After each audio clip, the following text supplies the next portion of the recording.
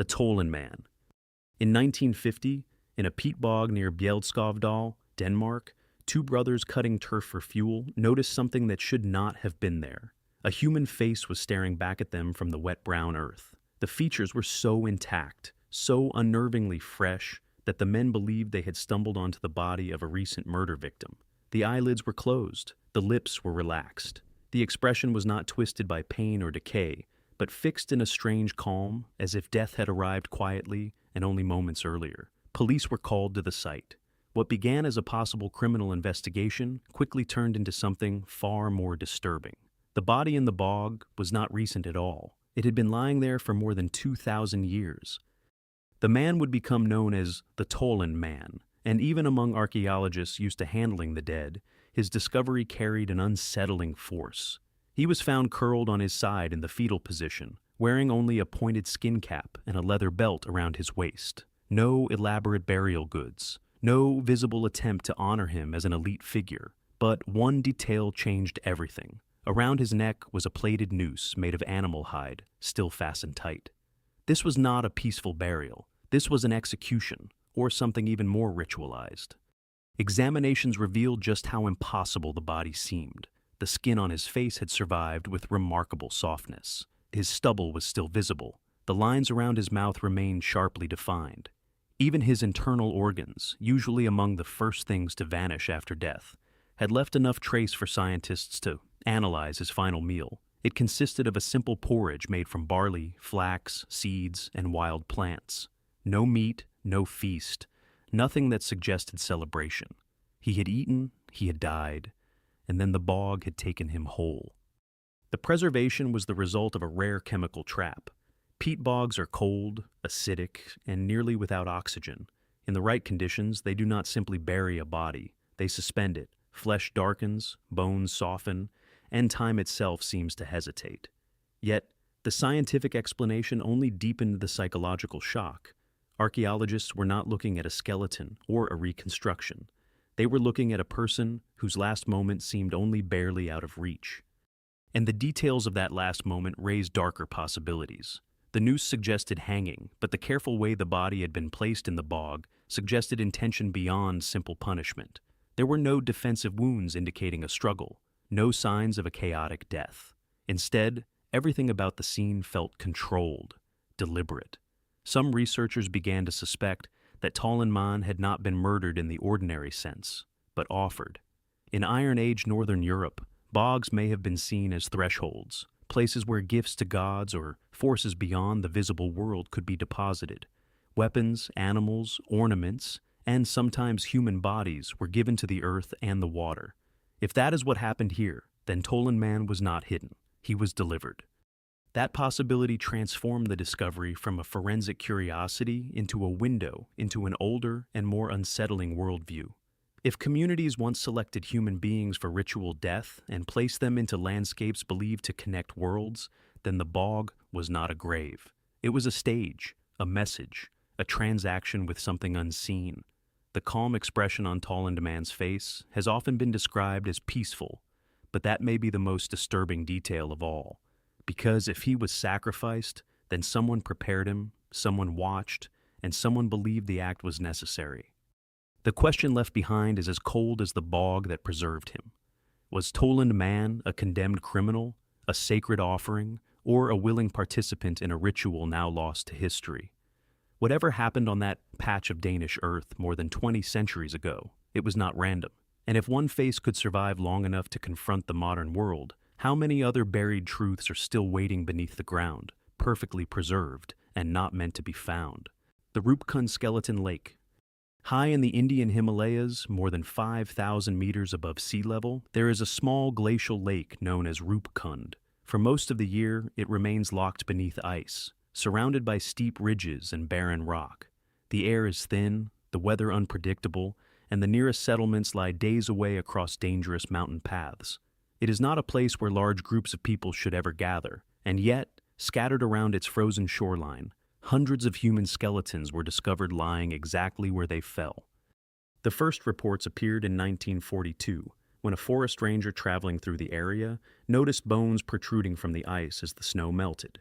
At first, British officials suspected something recent. The world was in the middle of World War II, and there were fears that Japanese soldiers might have secretly crossed the mountains and died in the harsh environment. But a closer inspection quickly shattered that idea. These remains were far older. Some of the bones had been weathering in the open for centuries. When archaeologists finally examined the site carefully, the scale of the discovery became clear. More than 300 skeletons were scattered around the lake. Some lay partially submerged in the water. Others rested along the rocky slopes nearby. There were no orderly graves, no burial pits, and no signs of ceremony. It looked less like a cemetery and more like the aftermath of a sudden catastrophe. Whatever had happened here had caught an entire group completely unprepared. Early theories tried to explain the scene as the remains of an army lost during a mountain expedition. Others suggested that a trade caravan might have been trapped by a violent storm. But as more scientific studies were conducted, the mystery deepened rather than resolved. Carbon dating revealed that the skeletons did not all come from the same time period. Some individuals had died around the 9th century. Others appeared to be nearly 1,000 years younger. This meant the tragedy had not occurred just once. People had died here in different waves across centuries. DNA analysis added another unsettling twist. The group was not made up of people from a single community. Many skeletons belonged to individuals of South Asian origin, consistent with local pilgrimage routes. But a separate cluster of bones belonged to people whose genetic profiles were closer to populations from the Mediterranean region, possibly southern Europe. What were individuals from such distant backgrounds doing together at the edge of a remote Himalayan lake? The physical evidence on the bones provided one of the most haunting clues. Many skulls displayed identical fractures on the top of the head, as if struck from above with tremendous force. Yet there were no defensive injuries on the arms or bodies, no weapon marks, no signs of combat. Instead, the fractures were round and concentrated, suggesting something had fallen from directly overhead. Researchers eventually proposed a chilling explanation. The group may have been caught in an extreme hailstorm, where ice stones the size of cricket balls rained down with enough speed and weight to crush skulls instantly. With no shelter in the open terrain, the victims would have had nowhere to escape. Local folklore tells a similar story. For generations, villagers have spoken of a divine punishment that struck travelers who angered the mountain goddess Nanda Devi. According to the legend, a royal procession once entered the sacred region in arrogance, bringing dancers and celebrations into a place meant for reverence. The goddess responded with a storm so violent that every member of the group was killed where they stood. For years, this story sounded like myth. But when scientists examined the injuries on the bones, the idea of a deadly storm no longer seemed impossible. Even so, the site refuses to surrender a simple explanation. Why would large groups travel through such a dangerous region repeatedly across centuries? Why do individuals from distant genetic backgrounds appear among the dead? And if multiple tragedies happened here, why did later travelers continue to pass through the same lethal route? Rupkund is often called Skeleton Lake, but the name hardly captures the feeling of the place. When the ice melts during summer months, skulls sometimes emerge from the water and stare upward through the clear mountain air. They have been lying there for hundreds of years, exactly where they collapsed, as if the moment of disaster never truly ended. The mountains preserve their secrets well, but Rupkund leaves behind one disturbing possibility. If hundreds of people died here under mysterious circumstances, and others later followed the same path despite the danger, then the lake may not simply mark a tragedy. It may mark a route whose true purpose has long been forgotten. The Nazca trophy heads.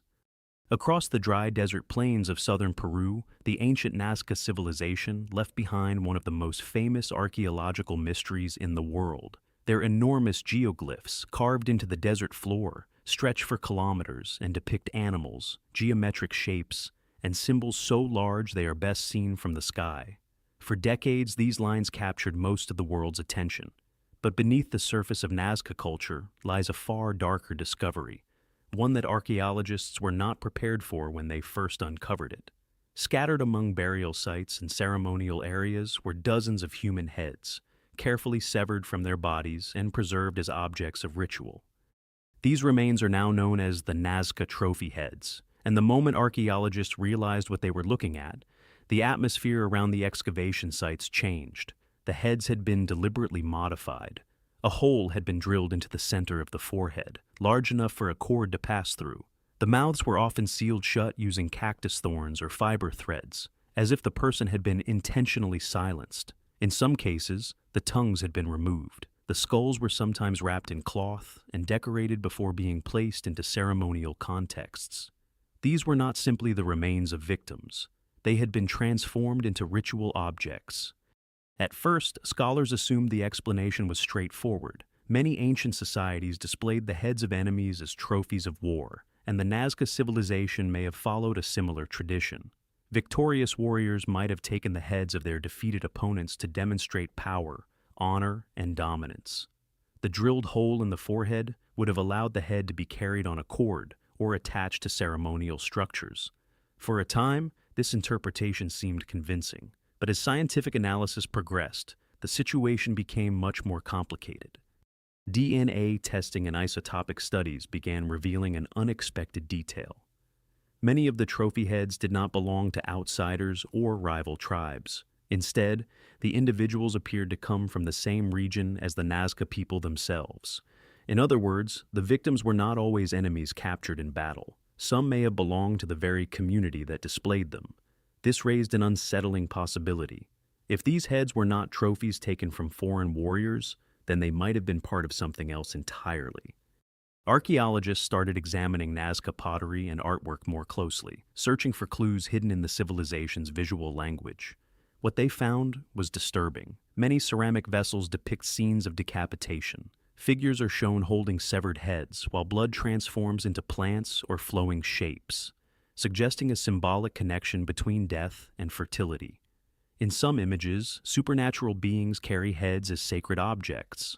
These artistic scenes suggested that the act of removing a head might have held deep religious meaning. One theory proposes that the trophy heads were offerings meant to ensure agricultural fertility in an environment where survival depended heavily on fragile irrigation systems and unpredictable rainfall. The Nazca lived in one of the driest deserts on Earth. Crops could fail easily, and water was a constant concern. In such a harsh landscape, rituals meant to maintain cosmic balance may have taken on extreme forms.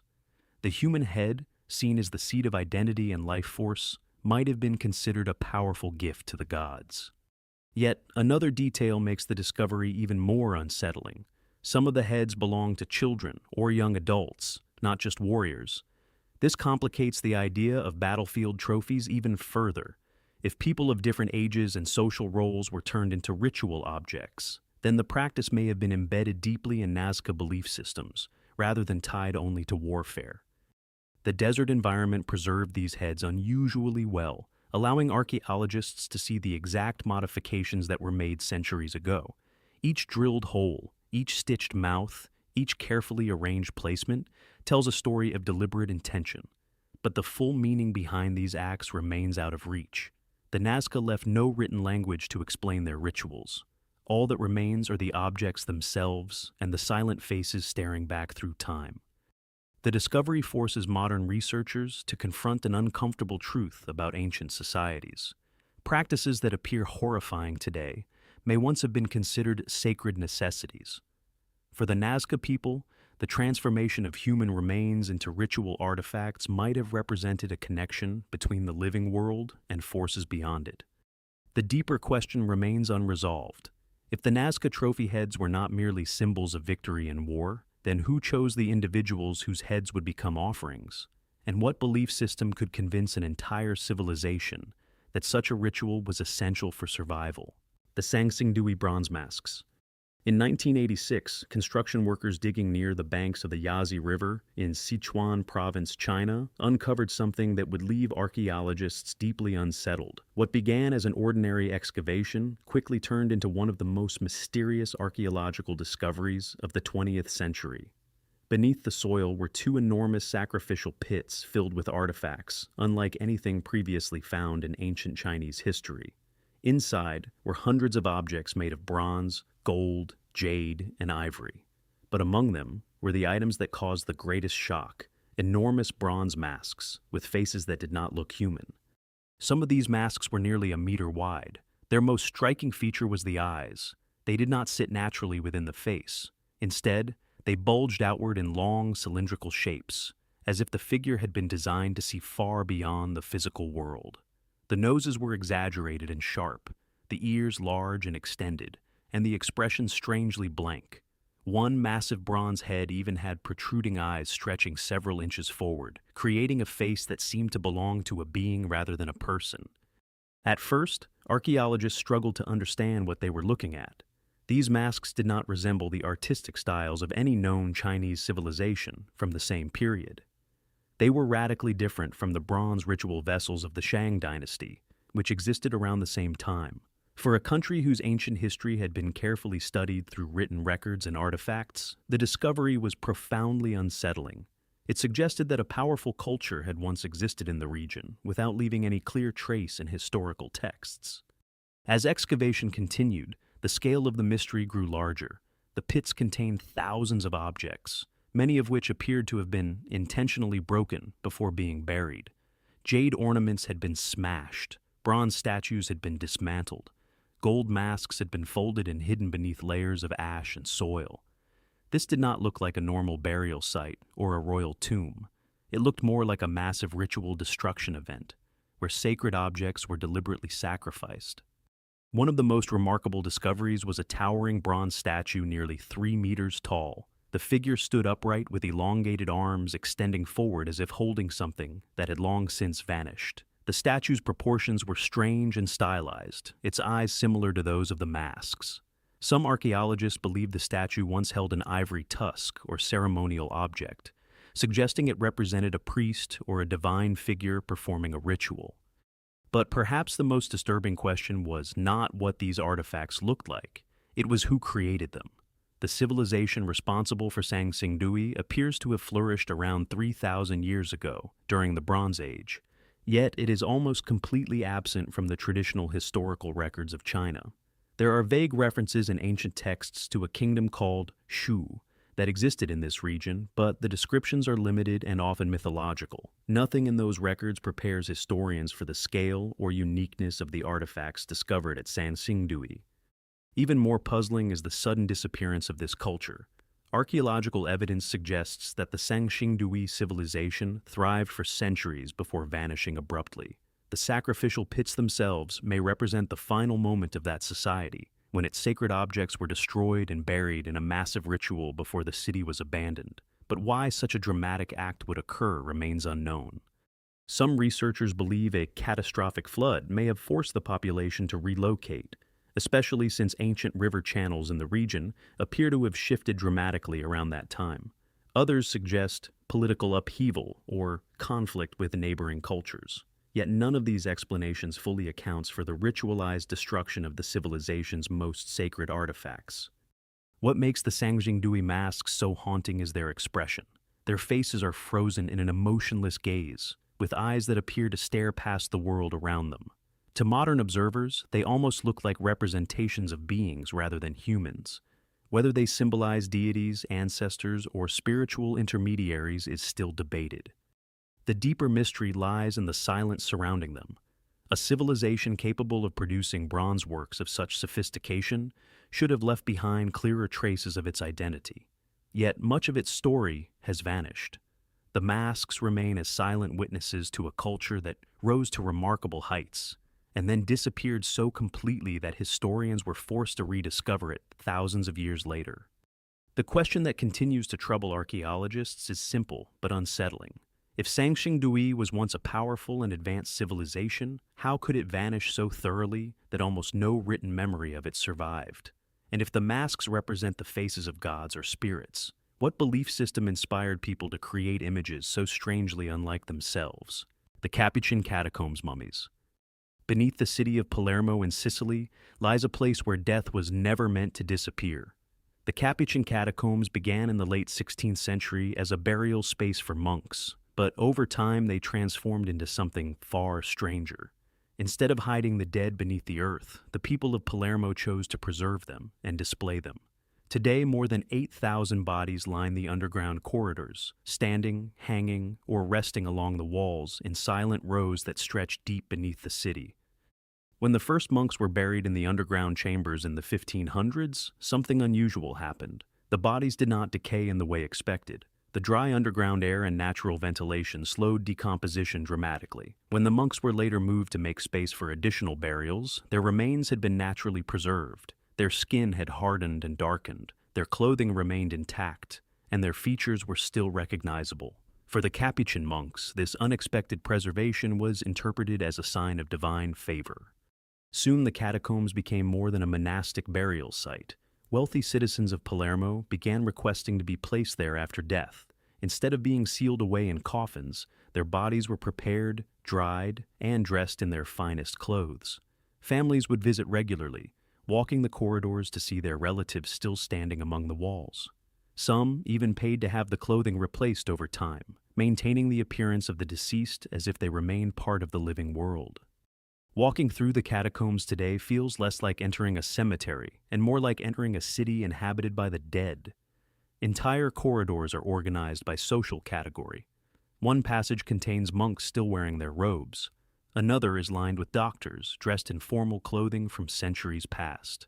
Separate sections exist for women, children, and professionals of various trades. Each body hangs or rests in a niche carved into the wall, their clothing stiff with age but still recognizable. Among the thousands of remains, some figures are particularly unsettling.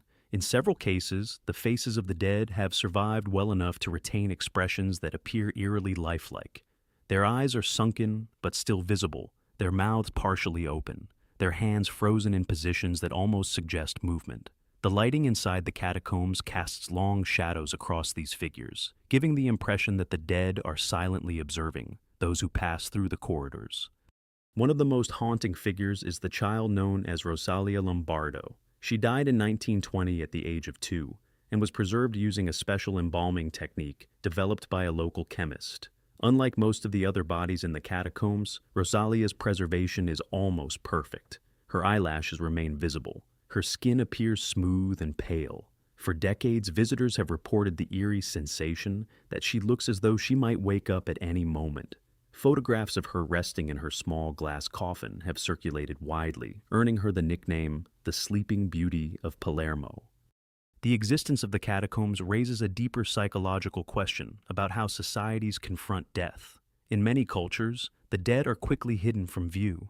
Burial and cremation remove the body from everyday life. But in Palermo, for centuries, the opposite approach was taken. The dead were not hidden away. They were arranged carefully, dressed with respect, and placed in positions where the living could still see them. For families of the time, this may have provided comfort. The deceased were not gone completely. They remained present, part of the community even after death. But to modern visitors, the experience can be deeply unsettling. Thousands of silent figures line the passageways, each representing a life that ended long ago but never fully disappeared from view. The catacombs are often described as one of the most disturbing burial sites in the world, not because of violence or tragedy, but because of the strange relationship between life and death they reveal. The dead were preserved not as relics of the past, but as continuing members of society. The lingering question is difficult to ignore. When a society chooses to keep the dead visibly present for centuries, what does that say about its understanding of mortality? Were the catacombs meant to honor the dead, or to remind the living that the boundary between life and death may never have been as absolute as we believe? The Llullaillaco sacrificial children. High in the Andes Mountains, on the frozen summit of the Llullaillaco volcano near the border of Argentina and Chile, archaeologists discovered one of the most haunting finds in modern archaeology. In 1999, a team of researchers climbing to more than 6,700 meters above sea level uncovered 3 small burial chambers hidden beneath layers of rock and ice. Inside them were the perfectly preserved bodies of 3 children who had died more than 500 years earlier, during the height of the Inca Empire. The moment the bodies were revealed, the researchers understood they were looking at something extraordinary. Unlike most ancient human remains, these children had not decomposed into skeletons. The freezing conditions of the mountain had preserved them almost completely. Their skin, hair, and facial features were still intact. Their clothing remained beautifully woven and undisturbed. Even the positions of their bodies appeared peaceful, as if they had simply fallen asleep in the cold mountain air. The three children have come to be known as the Llullaillaco children. One was a teenage girl often referred to as the maiden. The other two were younger, a boy and a girl. They were carefully wrapped in textiles and seated in burial positions typical of Inca ritual. Around them, archaeologists found ceremonial objects made from gold, silver, and shell, along with miniature figurines dressed in finely crafted clothing. The arrangement of these objects left little doubt that this was not an accidental death or an ordinary burial. It was a ritual offering. The practice behind this discovery is known as Capuchin, a sacred ceremony performed by the Inca Empire. Historical records from Spanish chroniclers describe how children considered physically perfect were chosen for these rituals. They were taken from across the empire and brought to the capital, Cusco, where they participated in elaborate ceremonies before beginning a long journey into the mountains. The children were treated with honor and respect, often dressed in fine clothing and accompanied by valuable offerings. But the final stage of the ritual required them to be placed on remote mountaintops as sacrifices to the gods. Scientific analysis of the Llullaillaco children has provided disturbing insight into the final months of their lives. By examining strands of hair, researchers were able to trace changes in diet and substances consumed over time. The evidence suggests that in the months leading up to the ceremony, the children were given increasing amounts of maize beer and coca leaves. These substances would have had sedative effects, gradually altering their awareness and possibly reducing fear before the final moment. Unlike violent sacrifices found in other cultures, the children on Llullaillaco do not show signs of trauma or injury. Instead, the evidence indicates they died from exposure to extreme cold. They were likely left seated within the stone chambers, wrapped in blankets and slowly succumbing to the freezing temperatures of the mountain summit. In the thin air and sub-zero conditions, death may have come quietly. To the Inca, this act was not seen as cruelty, but as a sacred duty. Mountains were believed to be living entities known as apus, powerful spirits that controlled weather, fertility, and the balance of the natural world. Offering children to these mountain deities was believed to maintain harmony between humans and the forces governing their survival. The sacrificed children were thought to become divine messengers who would watch over their communities from the peaks. For modern archaeologists, the discovery produced a complex emotional response. The preservation of the bodies was so remarkable that the children appeared almost alive. Their faces retained soft expressions, their hair braided neatly, their hands resting gently in their laps. Seeing them in this state made it impossible to treat the find as an abstract historical artifact. Instead, researchers were confronted with the reality that these were individuals whose final moments had been carefully orchestrated as part of a belief system that once governed an empire. The Llullaillaco children force us to confront a difficult truth about ancient civilizations. The same culture capable of building vast road systems, complex agriculture, and magnificent architecture also believed that human sacrifice was necessary to maintain cosmic order. Within that worldview, the death of these children may have been seen not as tragedy, but as transformation. Yet the question remains deeply unsettling. If the children were honored and revered as sacred offerings, did they understand the fate awaiting them on the mountain summit? Or were they participants in a ritual whose true meaning only the adults around them believed they understood? The bog bodies of Northern Europe. Across the wetlands of Northern Europe, archaeologists have repeatedly encountered discoveries that blur the line between burial and execution. In peat bogs stretching across Denmark, Germany, the Netherlands, Ireland, and the United Kingdom, dozens of ancient human bodies have emerged from the dark waterlogged soil. At first glance, these remains look eerily modern. Their skin is darkened but intact, their hair sometimes preserved, their faces often recognizable. Some appear so lifelike that the people who found them initially believed they were recent victims of murder. One of the most famous examples is the Grauballe man, discovered in Denmark in 1952. His body had been lying in the bog for more than 2,000 years, yet the details of his final moments remain disturbingly clear. His throat had been cut from ear to ear. The wound was deep and deliberate. The position of the body suggested he had been carefully placed into the bog after death, rather than discarded in haste. The surrounding peat had sealed the scene as if it were a frozen moment of violence preserved through centuries. Another case, known as the Lindo Man, was discovered in England in 1984. His body revealed something even more unsettling. Medical analysis showed he had been struck on the head, garroted with a cord around the neck, and then had his throat cut. 3 separate acts of violence had been inflicted upon him before his body was placed into the bog. Archaeologists refer to this pattern as the threefold death, a ritualized killing method that appears in several ancient Celtic myths and texts. These discoveries forced researchers to reconsider the role that bogs played in ancient societies. The wetlands were not simply landscapes where bodies happened to fall. They may have been sacred locations where offerings were made to supernatural forces. Archaeological excavations of bog environments have uncovered not only human remains, but also weapons, tools, jewelry, and animals deliberately deposited in the water. To ancient communities, bogs may have represented gateways between worlds, places where the living could communicate with divine powers beneath the earth. The injuries on many bog bodies suggest that these individuals were not ordinary members of society who died naturally. Some show signs of strangulation, stabbing, or blunt force trauma. Others appear to have been bound before death. In a few cases, the bodies were found naked or partially clothed, which may have held ritual significance. The careful placement of the bodies, combined with the violent nature of their deaths, suggests that these acts followed specific ceremonial rules. One of the most haunting aspects of bog bodies is the emotional expression preserved on their faces. Because the acidic peat preserves soft tissue while dissolving bone, the skin often remains detailed enough to reveal subtle features. Some individuals appear calm.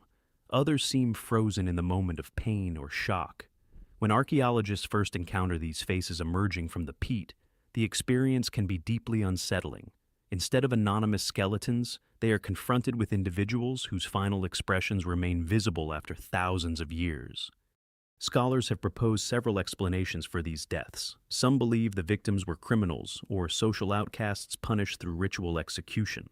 Others argue that they were human sacrifices intended to appease deities during times of crisis, such as crop failure or political instability. A third theory suggests that some individuals may have been chosen as symbolic representatives of their communities, offered to the gods during seasonal ceremonies tied to fertility and harvest cycles. Yet no single explanation fits every case. The bog bodies span centuries and appear across multiple regions with different cultural traditions. While some show signs of formal ritual, others resemble victims of brutal punishment. This diversity suggests that bogs may have served multiple roles over time: sacred sites, execution grounds, or places where the boundaries between law, religion, and myth became blurred. What remains undeniable is the powerful impact these discoveries have had on modern archaeology. Few finds feel as personal or as immediate as the bog bodies. When a preserved face rises from the peat after 2,000 years, the distance between past and present collapses. These individuals are no longer distant figures from history. They appear almost as witnesses. And the question that continues to disturb researchers is not simply how these people died, but why their deaths were staged in such deliberate ways. If bogs were sacred gateways, then the victims placed within them were not merely killed. They were delivered somewhere. The troubling mystery is whether the ancient communities who performed these rituals believed that someone or something was waiting on the other side. The Talheim massacre. In 1983, construction workers preparing land for development near the small village of Talheim in southern Germany uncovered a pit that at first seemed like an ordinary prehistoric burial. But as archaeologists carefully excavated the site, it became clear that this was not a cemetery. The bones inside had not been arranged with care. There were no ceremonial objects, no individual graves, and no signs of respect for the dead. Instead, the remains of more than 30 individuals were piled together in a shallow trench, their bodies overlapping in chaotic positions. It looked less like a burial, and more like the aftermath of a violent event that someone had tried to hide. The skeletons dated back roughly 7,000 years to the early Neolithic period, a time when agriculture had recently begun spreading across Europe. Communities were small and tightly connected, living in villages built around farming land and shared resources. For many years, archaeologists imagined these early farming societies as relatively peaceful groups focused on survival and cooperation. The discovery at Talheim challenged that assumption in a deeply disturbing way. As scientists examined the bones, they began to see a clear pattern of trauma. Many of the skulls had been shattered by heavy blows. The injuries were concentrated on the back of the head, suggesting the victims had been struck from behind. The weapon responsible was likely a stone awes, a common farming tool with a blade mounted perpendicular to the handle. In peaceful circumstances, it would have been used to cut wood. At Talheim, it had been used as an instrument of execution. The composition of the victims revealed something even more chilling. The group included men, women, and children. Entire families appeared to have been killed together. Some of the youngest victims were no more than 2 or 3 years old. The fact that so many different age groups were present indicates that this was not a battle between armed warriors. It was a massacre of an entire community. Further investigation revealed additional clues about the attackers. The victims did not include young adult women, suggesting that they may have been taken away rather than killed. This detail aligns with patterns observed in later historical conflicts, where women were sometimes captured by rival groups after raids. If that interpretation is correct, the Talheim massacre may represent one of the earliest documented cases of organized violence between human communities. But what could have motivated such brutality in a small farming society? One possible explanation lies in the pressures of early agriculture. Farming communities depended heavily on land and water resources. As populations grew and fertile land became scarce, competition between neighboring groups may have intensified. A violent raid could eliminate rivals and allow the attackers to claim their territory. Another possibility is that the massacre was driven by long-standing social tensions or retaliation for earlier conflicts. Without written records, archaeologists can only reconstruct these scenarios through the physical evidence left behind. Yet, the brutality of the injuries suggests that the attackers acted with a clear intention to eliminate the victims completely. The burial itself raises troubling questions. The bodies were dumped together quickly, without the care usually associated with funerary practices. This suggests that the killers may have been responsible for disposing of the victims, attempting to conceal the evidence of what had happened. Alternatively, survivors from neighboring communities may have gathered the remains and buried them collectively after discovering the site. The Talheim pit has become one of the most important archaeological examples of prehistoric violence. It forces us to reconsider assumptions about early human societies. The transition to agriculture did not simply bring stability and cooperation. It may also have introduced new sources of conflict tied to land, resources, and territorial control. What makes the discovery especially haunting is how familiar it feels. The injuries, the targeting of families, and the systematic nature of the killings resemble patterns seen in conflicts throughout human history. 7,000 years ago, long before written history began, entire communities were already capable of destroying one another. The deeper question raised by Talheim is difficult to ignore. If organized massacres occurred at the dawn of agricultural civilization, then how early in human history did large-scale violence truly begin? And how many similar tragedies may lie buried beneath the soil, waiting for archaeologists to uncover them thousands of years later? The burials of Chatal Hoyuk. In the plains of central Anatolia, in modern-day Turkey, lies one of the oldest known cities on Earth. Chatal Hoyuk flourished nearly 9,000 years ago, long before the rise of the great civilizations of Egypt or Mesopotamia. At first glance, the site appears to be an archaeological triumph. The settlement reveals a dense community of mud brick homes, elaborate wall paintings, and evidence of one of humanity's earliest experiments in large-scale urban living. But beneath the floors of these ancient houses lies a discovery that has deeply unsettled archaeologists who study the site. Inside many of the homes at Chatal Hoyuk, the dead were buried directly beneath the floors, where families lived their daily lives. Excavations have revealed that nearly every house contains multiple graves hidden beneath its plaster surfaces. Some homes contain more than a dozen individuals buried under the same floor. Generations of inhabitants slept, cooked, and raised children above the remains of their ancestors without any visible marker separating the living from the dead. When archaeologists first realized the scale of this practice, it forced them to rethink the entire structure of the settlement. Chatal Hoyuk had no large cemeteries outside the city walls. The burial ground was the city itself. The dead were not removed from the community. They were kept within it, hidden just beneath the spaces where everyday life unfolded.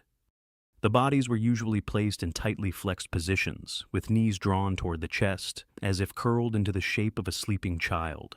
Many were wrapped in woven mats or textiles before burial.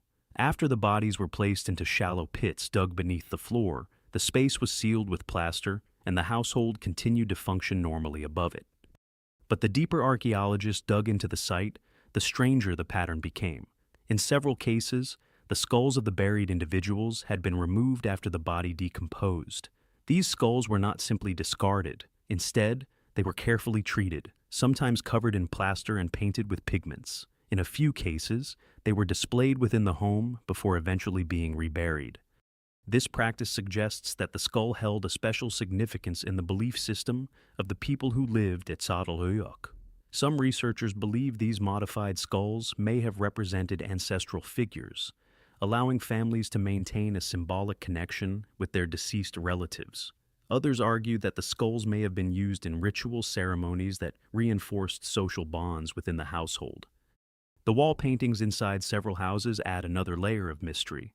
Some murals depict vultures hovering over headless human bodies, a disturbing image that may represent funerary rituals or symbolic beliefs about the separation of the soul from the body. In one interpretation, the bodies may have been exposed temporarily to birds before burial, a practice known from later cultures in the region.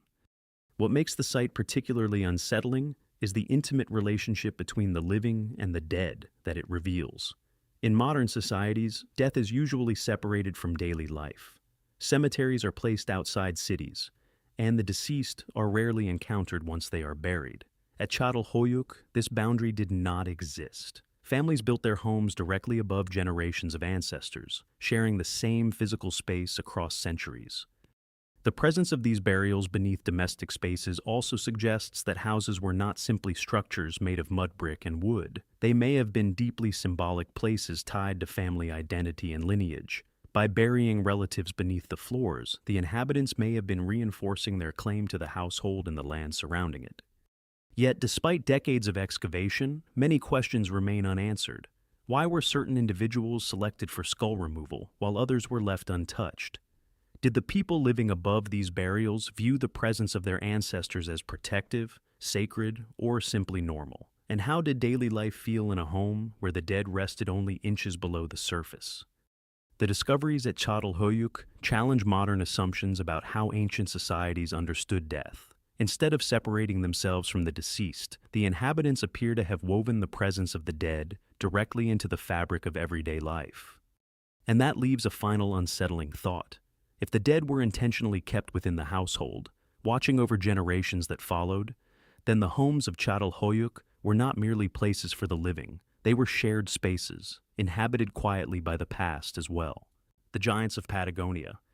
In the early years of European exploration, sailors returning from distant lands often brought back stories that sounded more like legends than observations. Among the most persistent of these accounts were reports of enormous human beings living in the far south of South America, in the windswept region now known as Patagonia. According to several early explorers, the people they encountered there were far taller than any Europeans had ever seen. Some descriptions claimed they were nearly twice the height of an average man. One of the earliest accounts came from the expedition of Ferdinand Magellan in the early 16th century. Members of his crew recorded encounters with indigenous inhabitants who appeared unusually tall and strongly built. The sailors referred to them as Patagones, a name that eventually became associated with the entire region. Some descriptions suggested these individuals stood so tall that the Europeans barely reached their waists. These reports spread rapidly across Europe, fueling rumors that the southern edge of the world was inhabited by giants. For centuries, these stories were treated as exaggerated tales from frightened sailors. Yet, as archaeological exploration expanded into Patagonia during the 19th and 20th centuries, researchers occasionally encountered skeletal remains that reignited the debate. Some skeletons found in burial sites appeared significantly larger than expected. Early reports from explorers and collectors described human bones that suggested individuals much taller than the average population of the time. At first, such discoveries seemed to support the old legends, but scientific examination complicated the picture. Many of the skeletal remains belong to members of the Tehuelche people, an indigenous group known historically for their impressive physical stature. Historical records from the 18th and 19th centuries confirm that many Tehuelche individuals were indeed taller than most Europeans of the same period. However, the height difference was far smaller than the giant figures described in early exploration stories. This raises an important question about how the myth of Patagonian giants grew so large in the European imagination. When explorers who were already physically exhausted and malnourished encountered a population that averaged significantly taller than themselves, the contrast may have appeared extreme. Over time, each retelling of the story likely magnified the difference until ordinary height became legendary size. Still, a few unusual discoveries have kept the debate alive. Some burial sites in Patagonia have produced skeletons measuring well above average height, leading to speculation that certain individuals may have reached extraordinary stature. Conditions such as gigantism, caused by hormonal imbalances, can produce people far taller than the surrounding population. In ancient communities without medical documentation, such individuals might easily become the foundation for mythological stories. But the most unsettling aspect of the Patagonian giant story lies in how easily the line between observation and legend can blur. Early explorers wrote about these encounters with great confidence, believing they had truly seen something extraordinary. Their reports circulated widely in maps, travel journals, and royal archives. For centuries, European cartographers even labeled parts of South America as the land of giants. Archaeology has gradually replaced these myths with more measured explanations. The skeletal evidence does not support the existence of a separate race of giants, yet the persistence of the legend shows how powerful first impressions can be when cultures collide. A difference in height, magnified by distance, fear, and imagination, became one of the most enduring exploration myths in history. What remains fascinating is that the story was not created from pure fiction. It began with real encounters between explorers and indigenous communities. The bones discovered in Patagonia remind us that human variation has always been broader than we expect. Some individuals truly did stand far taller than the average person of their time. The deeper mystery is not whether giants once ruled the southern continent. It is how easily fragments of reality can transform into legends that survive for centuries. When archaeology uncovers bones that seem slightly larger than expected, it forces researchers to confront the possibility that even myths may contain traces of forgotten truths. And that leads to one final question. If ancient stories of giants began with small but genuine differences in human stature, how many other historical legends might also have started with discoveries that were simply misunderstood? Conclusion: archaeology is often imagined as a science of discovery, a patient effort to uncover lost cities, ancient technologies, and forgotten civilizations. Most of the time, each excavation adds another piece to the long story of humanity. But not every discovery brings comfort or clarity.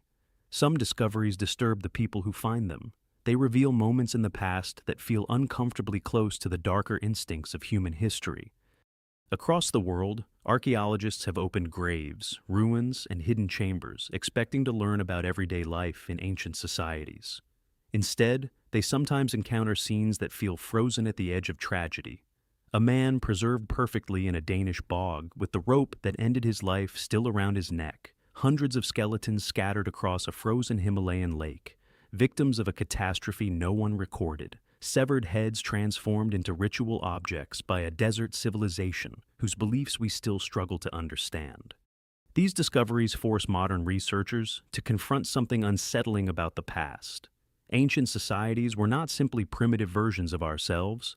They operated within belief systems that could transform death into ritual, sacrifice into sacred duty, and violence into something that appeared necessary for survival or spiritual balance. The Capuchin catacombs show a culture that refused to hide its dead, keeping them present among the living for centuries. The Llullaillaco children reveal a ritual so carefully performed that its victims appear almost peacefully asleep, preserved by the ice of a mountain peak. Other discoveries remind us that violence may be far older than civilization itself. The massacre at Talheim suggests that entire communities were capable of destroying one another long before written history began. The bog bodies of northern Europe revealed deaths carried out with ritual precision, possibly meant to communicate with unseen forces believed to control the world.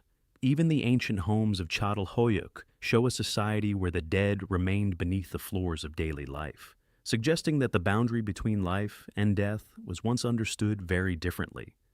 None of these discoveries provide simple answers. Each excavation reveals fragments of human behavior shaped by beliefs that modern societies no longer share. Archaeologists can analyze bones, artifacts, and environmental conditions, but the deeper motivations behind these acts often remain hidden. The people who performed these rituals did not leave written explanations for the world that would one day uncover their actions. And that may be the most unsettling aspect of all. Every excavation has the potential to uncover not just objects, but entire belief systems that challenge how we understand our own history. Beneath the surface of the earth lie countless sites that have never been disturbed, places where the past remains sealed in silence. The question archaeologists must quietly carry with them is this: when we dig into the ground searching for knowledge, are we always prepared for what we might find? Because sometimes the past does not simply reveal how people lived. Sometimes it reveals what they were willing to do, and how easily those truths can remain buried for thousands of years.